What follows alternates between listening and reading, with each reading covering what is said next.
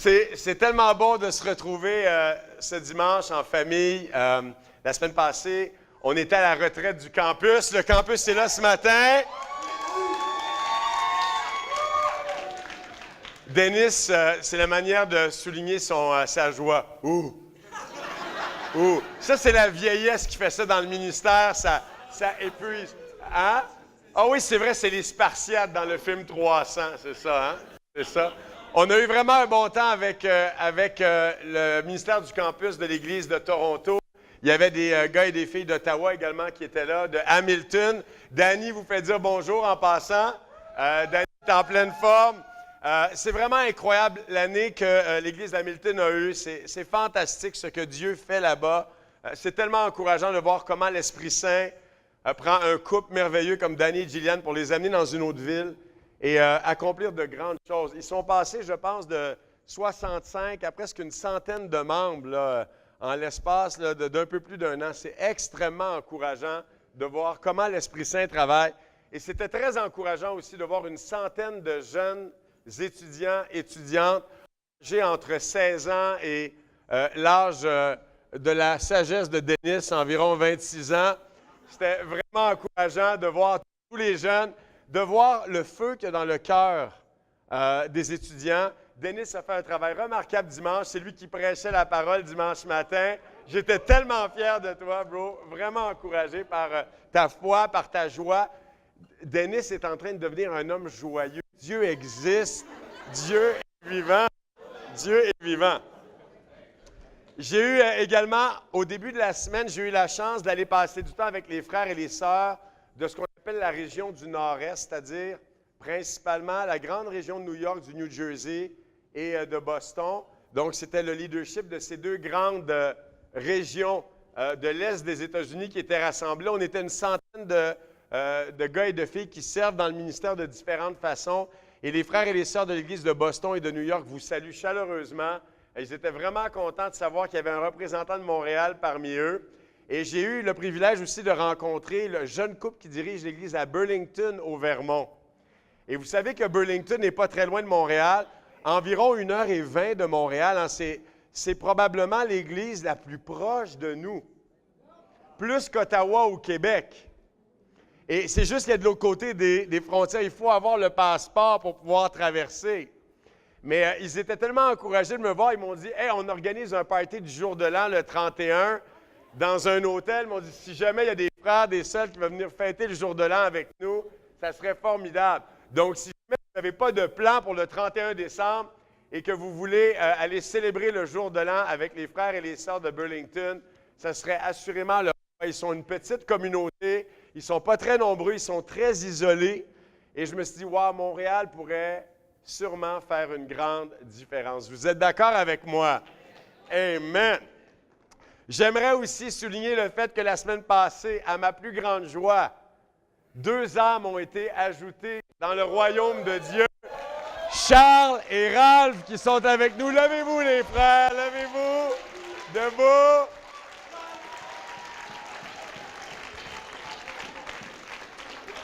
Deux frères jumeaux. Deux frères jumeaux. Lequel a été plongé le premier? Charles. Ça veut dire, Ralph, que tu as hérité de tous ses péchés dans l'eau. Je ne sais pas si ta femme a vu un changement au niveau de ta personnalité, mais c'est bon que tu le saches, Karina. Non, ça va?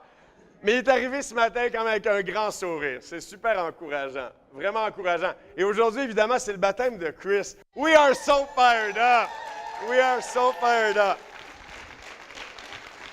This is great. I'm so proud of you. I'm so excited, so excited. I know that Joe is excited too. Joe is in the back somewhere. Right there. Joe is right there. Come on, man. Oui, c'est ça. Bientôt, on va avoir un rassemblement de mammouths ici à Montréal qui vont faire des cris dans la salle. Alors, on va parler aujourd'hui, évidemment, on continue notre étude du livre de Néhémie. Si vous nous visitez ce matin, si vous êtes avec nous pour une première fois, depuis le début de l'automne, on est en train de traverser un livre qu'on retrouve dans l'Ancien Testament qui s'appelle le livre de Néhémie. Néhémie, en fait, qui était un homme qui travaillait pour le roi de Perse et qui a été profondément touché par la condition de son peuple, les Hébreux qui étaient à Jérusalem, Néhémie a pris la décision de quitter son emploi momentanément pour une période de temps assez importante pour se diriger à Jérusalem et aller donner un précieux coup de main à ses frères et à ses sœurs qui étaient dans la détresse. Et l'histoire de Néhémie, c'est l'histoire en fait d'un homme à la fois humble, courageux, passionné, qui a décidé de faire vraiment confiance à Dieu, non seulement pour sa propre vie, mais pour la vie de ceux et celles qu'il aimait. Et il est un exemple pour nous tous aujourd'hui à une période vraiment importante de notre histoire. Et c'est avec beaucoup de joie que j'aimerais vous annoncer aujourd'hui que la Ville de Montréal a accepté notre projet et qu'on a maintenant un local.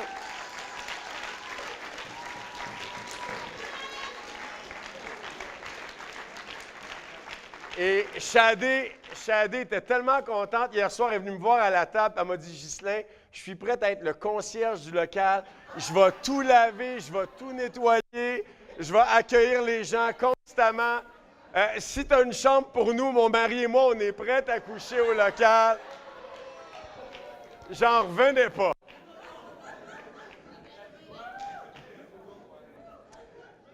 Blague à part, les travaux ont déjà commencé en fin de semaine.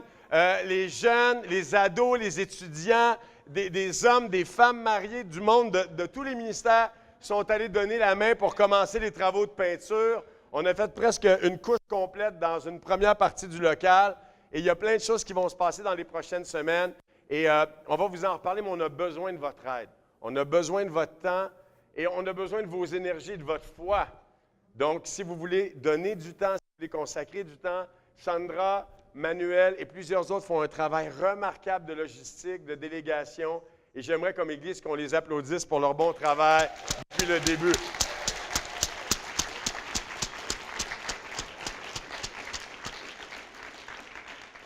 On aura l'occasion d'en reparler davantage. Donc, je vous invite à ouvrir vos Bibles en Néhémie chapitre 9, parce que c'est là où vous étiez la semaine passée.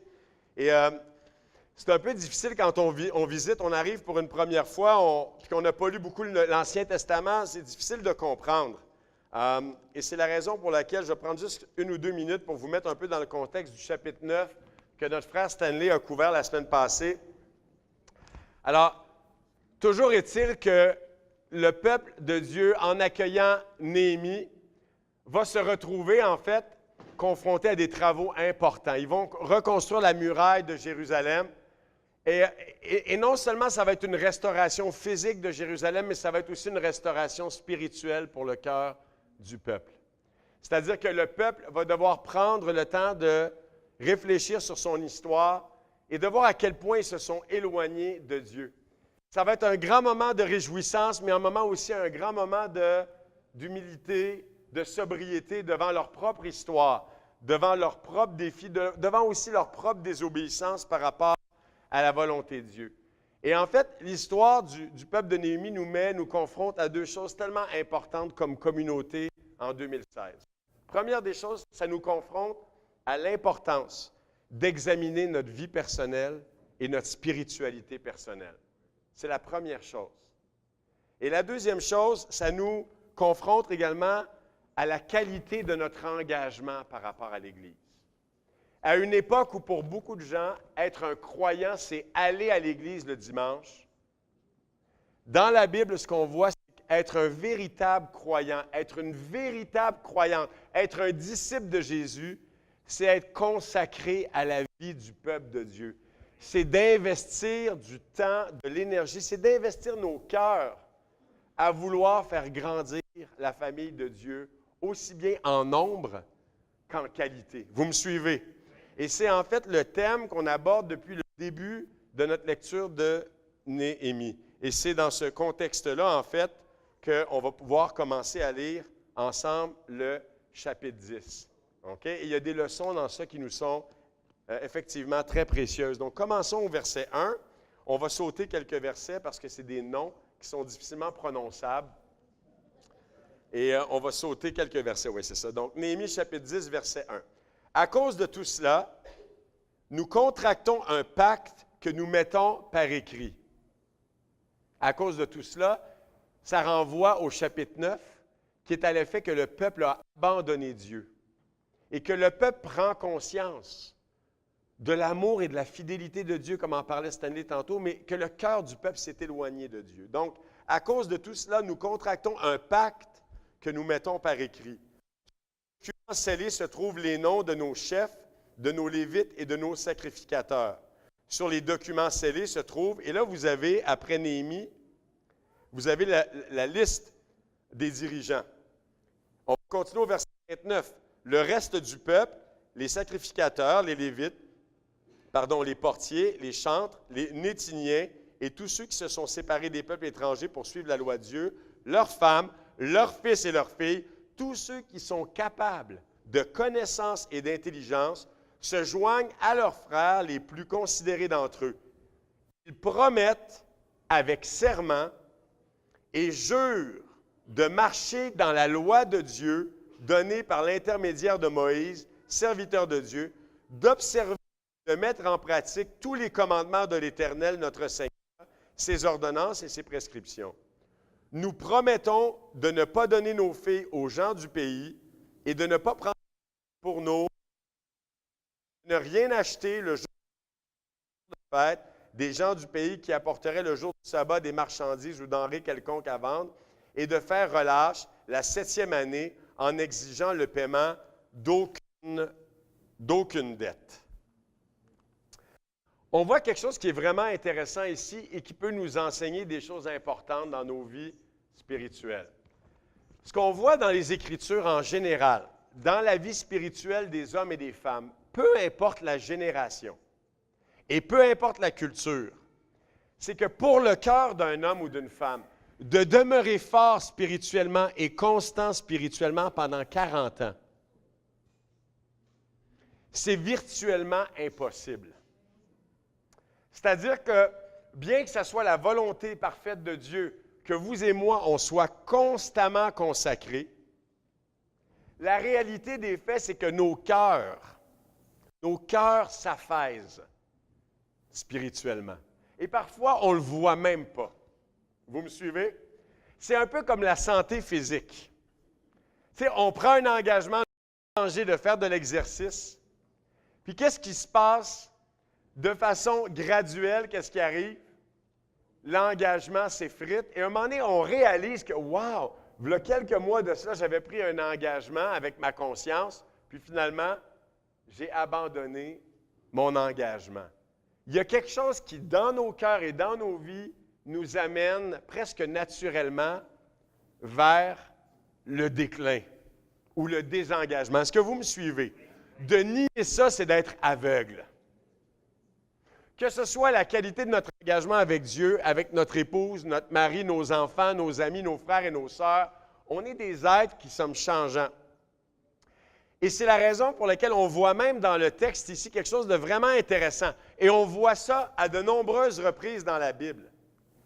C'est que quand l'homme ou la femme réalise à quel point il ou elle s'est éloigné de Dieu, après avoir connu le salut, après avoir connu Dieu, qu'est-ce que l'homme ou la femme peut faire et doit faire?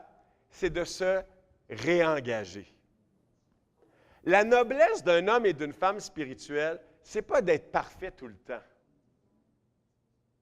La noblesse d'un homme ou d'une femme, c'est d'être capable, honnêtement, de s'examiner humblement, de même demander à des amis, qu'est-ce que tu penses en ce moment de ma spiritualité?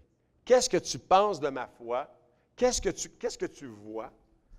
C'est d'être capable de faire du courage et d'humilité pour pouvoir se réengager. Et c'est ce qu'on voit en fait dans le Nouveau Testament également, puis on pourrait vous en donner des exemples. C'est encourageant quand des gens viennent nous voir et me disent « Wow, tu as l'air en forme. » Il y a quelqu'un qui est venu me voir il y a 3 semaines, m'a dit « Hey bro, tu as perdu du poids. » Je dis « Ah oui, j'ai perdu du poids. » Puis là, je regardais mon ventre, tu sais. J'étais content d'entendre la bonne nouvelle, mais là, je pensais à l'hiver qui s'en vient. J'étais là comme « Wow, ça me met de la pression, tu sais.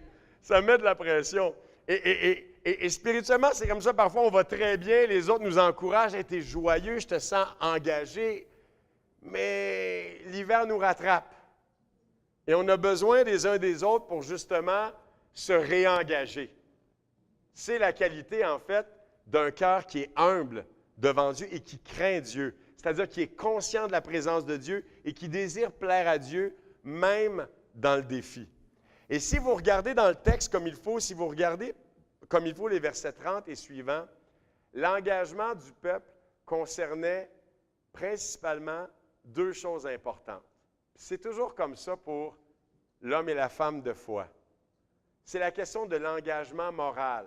Ici, le peuple s'engage à quoi? À ne pas donner leurs fils et leurs filles à des peuples étrangers. Vous savez que quand vous étiez un Hébreu, puis que la situation était difficile pour votre famille, ça pouvait être tentant de donner vos enfants à des familles plus riches de peuples étrangers. Vous me suivez? Cette tentation-là était bien réelle. Et à certaines époques, le peuple de Dieu étant affligé, il regardait la gloire de certaines autres nations, puis il se disait, « Wow, on devrait peut-être donner nos filles puis nos fils en mariage à ces nations-là. » Puis c'était une réalité qui était extrêmement prenante pour nous. Ça nous semble peut-être un petit peu distant, mais pour les Hébreux, pour les Juifs en général, puis pour les chrétiens engagés qui ont des enfants qui sont en âge de sortir avec des hommes, des femmes et de se marier, ça devient une préoccupation très réelle. Et je sais que dans la salle, il y a des hommes et des femmes, des parents qui sont dans cette situation-là. Et l'autre élément qu'on voit dans ce passage-là, c'est la question de l'argent. Le sabbat, la question de la remise de la dette. En général, deux aspects importants dans nos vies qui témoignent de notre spiritualité, c'est l'utilisation de notre argent et la qualité de notre engagement moral dans nos relations avec Dieu, évidemment, mais les uns avec les autres. C'est-à-dire que quand je suis moralement engagé dans ma famille spirituelle, il y a beaucoup moins de dangers qui se présentent sur le plan relationnel parce que je suis consacré. Mais quand je commence à m'éloigner de l'Église et que mon cœur s'éloigne de l'Église, c'est là où je peux faire des choix moraux qui, devant Dieu, sont contraires à sa volonté. Vous me suivez? Et plus on est engagé, moins le défi se présente. Mais le manque d'engagement peut facilement nous amener vers des choix qu'on n'aurait jamais faits si on allait bien spirituellement. Est-ce que vous me suivez? Et il y a une raison pour ça. Regardez avec moi, on va regarder ensemble 2-3 passages avant que je laisse la parole à notre frère bien-aimé Mike. Psaume 119. On va regarder 2 ou 3 versets qui abordent ce thème-là. On voit ça de façon différente dans la Bible. Psaume 119, verset 70. Alors, comme je le disais, le danger, c'est quoi? C'est de perdre notre cœur. C'est de ne plus être capable de voir là où on est spirituellement. You cannot see your heart anymore for what it is. You lose sight of your lack of faith. You lose sight of your lack of heart. On peut perdre si facilement l'éclairage sur notre vie intérieure. Et c'est ce que le psalmiste dit au verset 70 du psaume 119.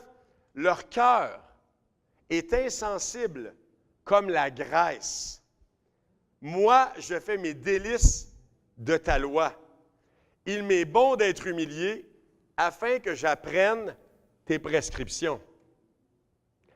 Ce qu'on voit ici, c'est que le manque de communion avec la parole de Dieu entraîne quoi au niveau du cœur? Une insensibilité spirituelle et morale. Et qu'est-ce qui arrive lorsque cette insensibilité-là arrive? On se met à faire des choix qu'on ne ferait jamais si spirituellement on était véritablement habité par la présence de Dieu. Est-ce que vous me suivez? Et on voit ici qu'il y a un lien entre le fait de retrouver son cœur et son amour pour la parole et le fait d'être humilié. C'est ce qui s'est passé avec le peuple ici dans l'histoire de Néhémie. Le peuple est humilié et au travers de cette humiliation-là, il réalise que, wow, on avait reçu les plus belles promesses de Dieu, mais on les a gaspillées, puis on se retrouve dans une condition d'esclave. Mais qu'est-ce qui s'est passé? Et c'est cette humiliation-là qui les ramène à la loi de Dieu afin qu'ils puissent retrouver la sensibilité, la texture d'un cœur qui est émerveillé par Dieu, qui craint Dieu, qui veut plaire à Dieu. Ce matin, je te pose une question. Comment va véritablement ton cœur? Si on avait là, un tendromètre, là, un calculateur de tendresse pour ton cœur et de vitalité, qu'est-ce Qu'est-ce que l'instrument révélerait sur ton cœur ce matin? Est-ce que tu es sensible? Est-ce que tu es vivant intérieurement? Est-ce que tu es conscient de ce qui se passe à l'intérieur de toi et du fait que Dieu prend au sérieux, parce qu'il t'aime, il prend au sérieux l'état de ton cœur? Regardez en Matthieu chapitre 13, c'est un peu la même chose qu'on voit dans l'Évangile. Matthieu 13, versets 15 et 16.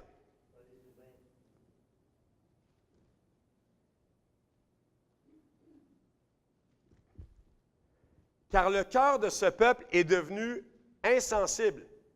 Ils se sont bouchés les oreilles et ils ont fermé les yeux, de peur de voir de leurs yeux, d'entendre de leurs oreilles, de comprendre de leur cœur et de se convertir en sorte que je les guérisse. Ici, la parole ne nous parle pas de personnes qui n'ont pas cru en Dieu ou qui ne croient pas en Dieu. La Bible nous parle d'hommes et de femmes qui croient en Dieu, qui croyaient dans la loi de Moïse, qui croyaient dans les prophètes et dans les promesses, mais dont le cœur s'est fermé, dont le cœur s'est bouché.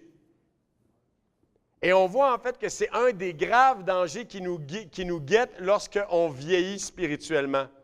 C'est-à-dire qu'un des devoirs qu'on a comme chrétiens et chrétiennes, c'est de s'assurer que notre cœur est dans la lumière et qu'on est véritablement qui on est.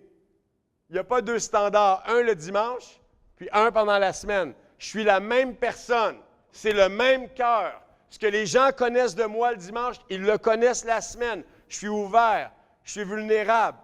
Et c'est ce qui nous permet ensuite de se réengager. En Apocalypse 2, qu'est-ce que Jésus dit à l'Église d'Éphèse?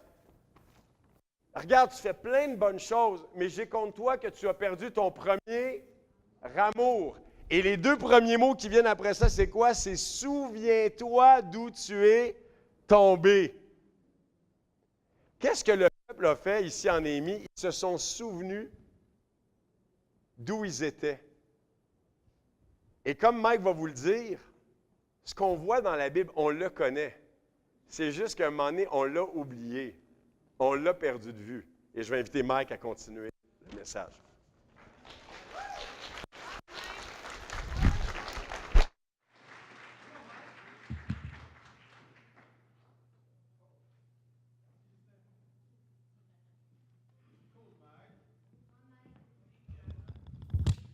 Ça va?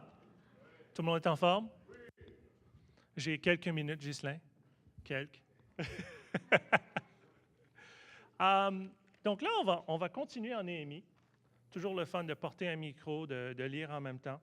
Je vais commencer avec le verset 32. Donc, on va commencer avec 32. Ici, de rien acheter le jour du sabbat et les jours sacrés aux gens des peuples du pays qui apportent le jour du sabbat la marchandise et les denrées quelconques à vendre.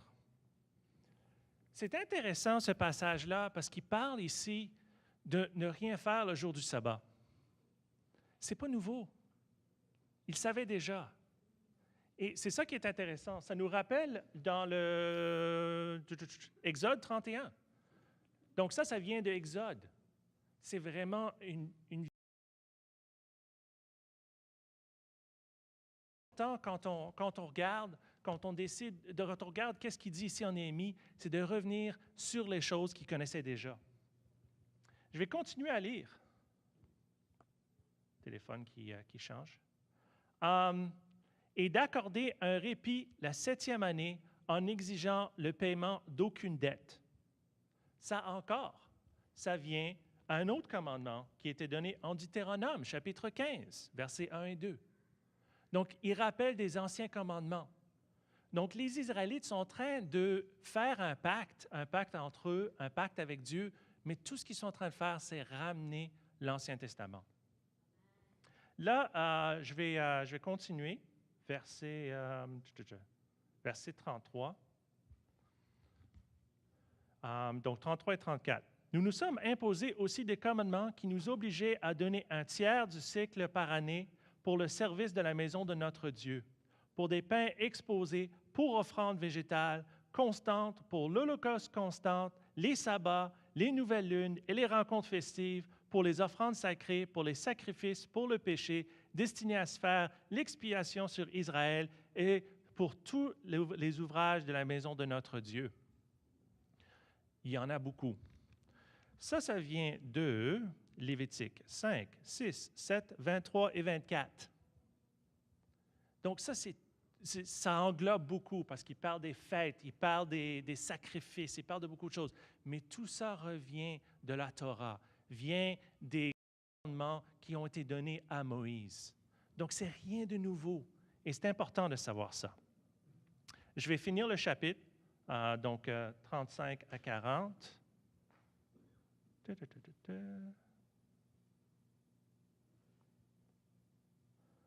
Nous avons tiré au sort, prêtres, lévites et peuples, au sujet du bois qu'on devait apporter en présent à la maison de notre Dieu, famille par famille, chaque année, aux dates fixées, pour qu'il soit brûlé sur l'autel du Seigneur notre Dieu.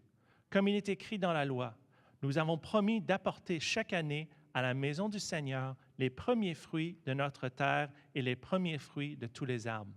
D'amener à la maison de notre Dieu, aux prêtres qui officient dans la maison de notre Dieu, les premiers-nés de nos fils, de nos bêtes, comme il est écrit dans la loi, les premiers-nés de notre gros bétail et de notre petit bétail. D'apporter aux prêtres dans la salle de la maison de notre Dieu les prémices de notre pâte et de nos prélèvements, des fruits et de tous les arbres, du vin et de l'huile, et la dîme de notre terre sera pour les Lévites. Ce sont les Lévites eux-mêmes qui la prendront dans toutes les villes situées sur la terre que nous cultivons. Les prêtres, le fils d'Aaron, sera avec les Lévites. Quand les Lévites prendront la dîme, et l'apportera à la maison de notre Dieu dans la salle du trésor. Car les Israélites et les Lévites apportent dans ces salles le prélèvement de blé, de vin et de l'huile. Là sont les ustensiles du sanctuaire et se tiennent les prêtres qui officient, les portiers et les chantres. Ainsi, nous n'abandonnerons pas la maison de notre Dieu. Beaucoup de choses ici. Mais en bout de ligne, c'est encore une fois revenir sur des commandements que les gens connaissaient déjà. Ça vient de Nombre 18, Lévitique 27 et Deutéronome 18. Donc, c'est un retour. Nous, de la même façon, on ne parle pas de nouvelles choses. On parle de retourner sur des choses qu'on connaît déjà. Une chose qui m'a frappé en lisant ces versets, beaucoup ont rapport à l'argent. Je pense que c'est pour ça que Ghislain ne voulait pas trop parler de ça. Ghislain est payé par l'Église, donc c'est un peu inconfortable pour lui de venir devant et dire « Hey, c'est l'argent ». Je peux vous dire, par exemple, c'est un des meilleurs exemples que je connaisse par rapport à sa gestion financière. Je sais le salaire qui est fait. En étant sur le conseil d'administration, il faudrait que je sache. Ce n'est pas énorme. Mais son cœur, il m'appelle constamment. « Hey, telle et telle personne a besoin de quelque chose. » Et il me demande des conseils. « Est-ce que je devrais aider? Est-ce que je ne devrais pas aider? » Je dis « Man, as-tu le cash pour aider? » Mais son cœur est là. Et je voulais juste mentionner que c'est pas qu'il me demande, moi, de prêcher sur l'argent parce que lui n'est pas capable. Au contraire, il est très capable. Mais c'est encore une fois son humilité à ce niveau-là. Mais je vois plusieurs dans l'Église qui, même dans des situations où ils ont perdu leur job, ils ont des cours d'argent, ils donnent quand même. Et je veux encourager toutes ces personnes-là. Je ne peux pas nommer toutes les personnes parce que je sais qu'il y en a beaucoup. Et je veux vous encourager. Quand vous avez des problèmes, continuez à donner à Dieu. Pensez-y. Est-ce qu'Israël était en bon état à ce point-ci? Est-ce que tout allait bien? Pourtant, qu'est-ce qu'il décide? On va donner. On va donner ce que Dieu nous a dit de donner. Et on va le faire. On va le faire de bon cœur. Et la moitié de ce pacte a rapport avec leurs biens financiers. C'est vraiment, vraiment incroyable que c'est ça leur décision. Quelques minutes, cool. On fait des pactes pour décider qu'on va retourner à Dieu. Et c'est ça que les Israélites font. Maintenant, ce qui est intéressant, c'est on fait un pacte, mais est-ce qu'on fait tous le même pacte? On a beaucoup de personnes différentes dans la salle. On a des ados, On a des gens dans le campus. On a des célibataires. On a des mariés. Des mariés bruyants, wow. Campus, célibataire, ado.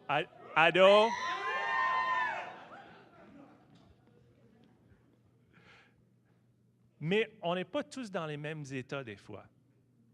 Aussi, on n'a pas tous la même durée de vie spirituelle. Il y en a qui ont une semaine, par exemple. Bienvenue parmi nous, les deux nouveaux. Il y en a qui sont un peu plus vieux, des vingtaines d'années. Maintenant, question pour vous. C'est quoi les différentes choses qu'on sait qu'on devrait faire? Et là, je vous demande, c'est quoi les choses qu'on devrait faire? Des choses que peut-être vous ne faites plus, c'est pas grave, mais c'est quoi les choses qu'on devrait faire en tant que chrétien, en tant que disciple de Jésus? C'est quoi les choses qu'on devrait faire? Oui, Anne-Marie. Servir. Aimer. Encourager. Bon temps de méditation pour commencer. Wow! Ça devient pratique. Stanley. Donner son argent à l'Église. Ah, OK. Annoncer la bonne nouvelle. Partager notre foi. Oui. Ah, répétition. Pardonner. Ouh.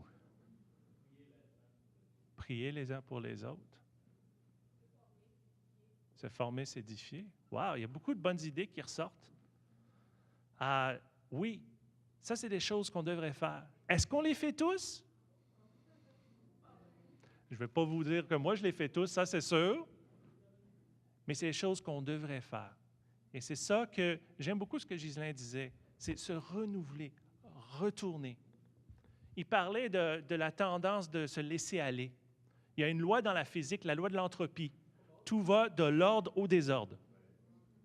Ce n'est pas juste un principe, c'est une loi en physique. C'est la réalité. On a cette tendance-là.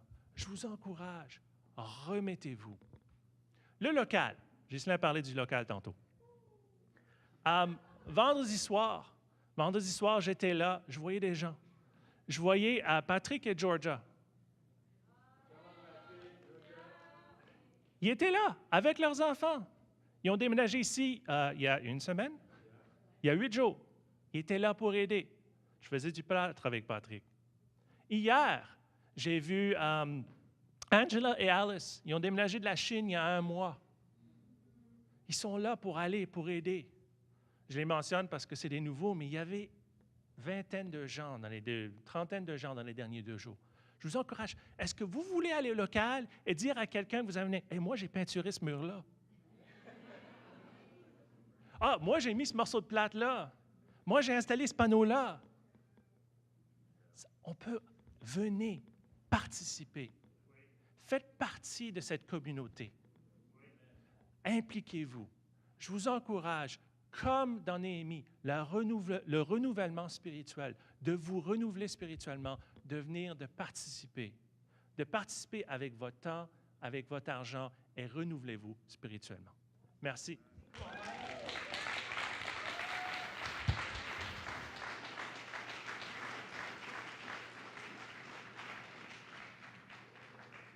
Alors, avant de célébrer ensemble la naissance spirituelle de Chris, j'aimerais ça vous inviter à regarder avec moi Apocalypse chapitre 2.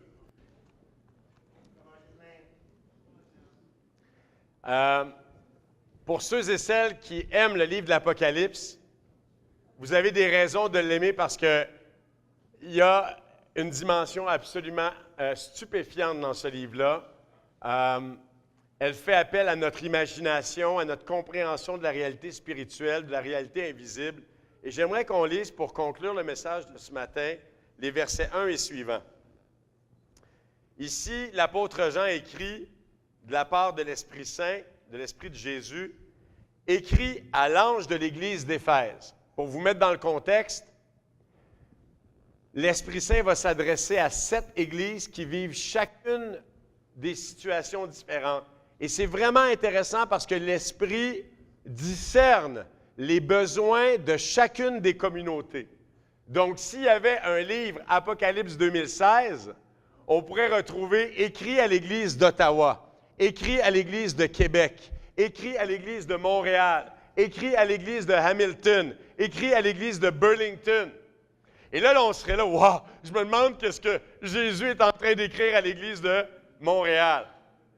Vous me suivez?